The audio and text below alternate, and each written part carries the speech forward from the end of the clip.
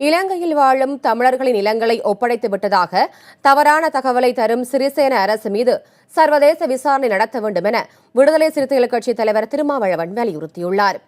சென்னை சேப்பாக்கம் பத்திரிகையாளர்கள் மன்றத்தில் இதனை தெரிவித்தார்.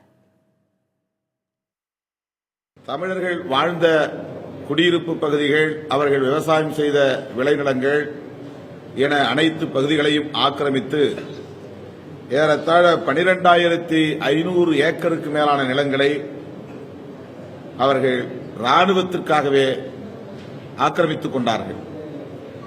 அவற்றில் இதுவரையில் அவர்கள் ஒப்படைத்திருப்பது வெறும் 450 ஏக்கர் அளவுள்ள நிலங்கள்தான். ஆனால் இதில் பெரும்பகுதி ஒப்படைக்கப்பட்டு விட்டது என்று உலக நாடுகளின் முன்னால் அப்பட்டமான பொய்யை சிறிசேன அரசு சொல்லியிருக்கிறது.